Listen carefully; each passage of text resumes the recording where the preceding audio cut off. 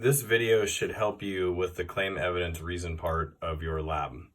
Just for an idea of spacing for notes, this is approximately what you will write on your paper.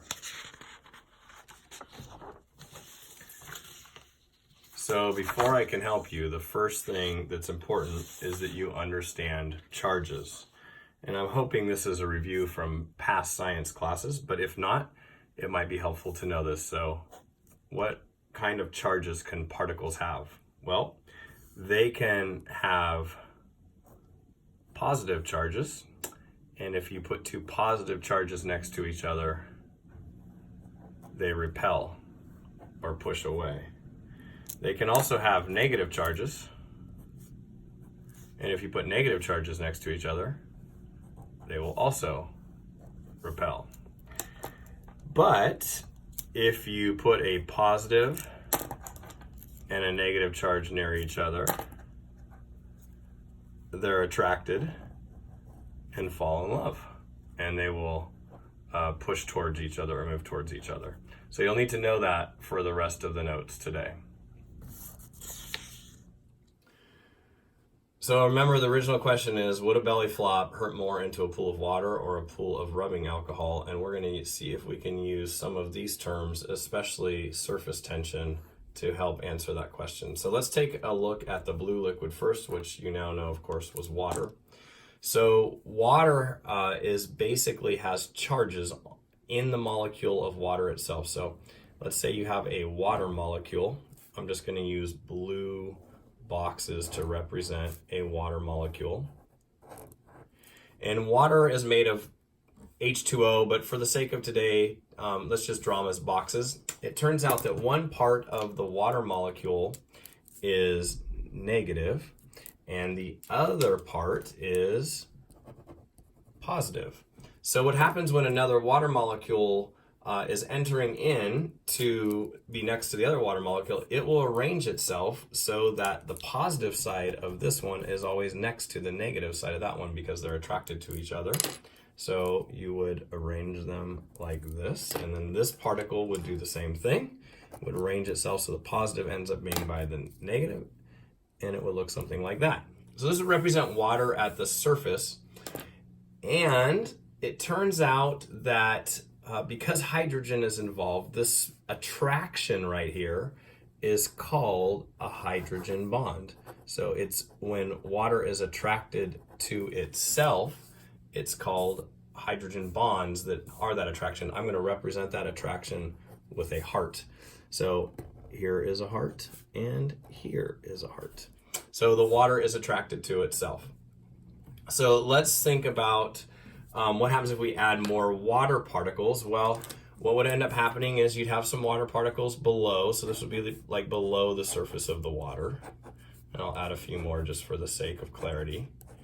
And it turns out that for reasons we're not going to go into today, water is actually more attracted to itself at the surface than it is underneath. So I'm just going to put little hearts down here to show that. So those are little hearts if you can't see them very well. So they're attracted to each other. These water particles are attracted, but the ones on the surface are especially attracted. Now, before I explain the belly flop, let's just clarify polar molecule. Any particle that has a charge on it, like water does, and is attracted to itself is called a polar molecule. So it is basically molecules that have charges on them, like water. So because water has a positive and minus side, it's considered polar, and it's also attracted to other polar things. All right, so back to the belly flop. So let's say you jump in the water and you belly flop. Not only now, sidetrack moment, there's billions of these particles, not just 9 of them in a pool of water. So this is just to simplify. But if you belly flop, you fall into the water here and do a belly flop, not only does the particle hit you, and yes, that particle hitting you hurts, but you also have to break this attraction and push the particles aside.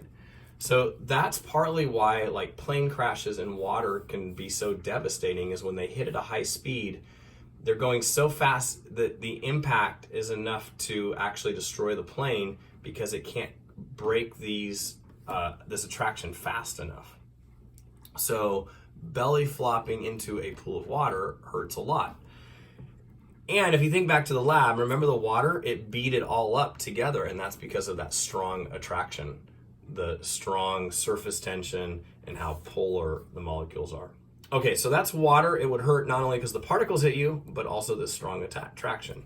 So let's take a look at alcohol. So I'll show alcohol as just circles instead of squares. So here's an alcohol molecule, and here's an alcohol molecule, and here's an alcohol molecule.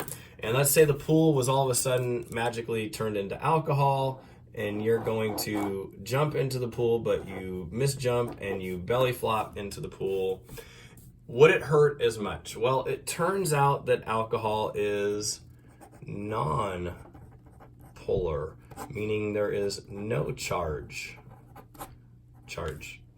So these particles, although they are slightly attracted to each other for other reasons, they don't have any charges on them to make this special hydrogen bond that makes them super attracted to each other. So when you belly flop into a pool of rubbing alcohol, it would be relatively easy to push these particles aside when you enter, making it probably a little less painful, at least on initial impact. So for your claim evidence reason, the first thing I might do is I might define surface tension as the attraction at the surface between the particles of polar molecules or charged molecules. And then from there, you can use the evidence in the lab, like the water beaded up and the alcohol spread out, and the water followed the toothpick, which, by the way, the toothpick has a slight charge on it, which means the water tends to follow it. So if I pull the toothpick, it will grab this particle and then this one and then this one, and the whole thing will tend to follow. Whereas when we did the toothpick over here, it can kind of grab this one and a little bit that one, but it doesn't grab the whole train as well, and it just sort of spreads out and doesn't pull it as well. So what I would do is I would define surface tension for your claim evidence reason, and then use the evidence in the lab to explain why you think water would hurt more, if that's what you think, than the rubbing alcohol. I hope that helps. Thank you.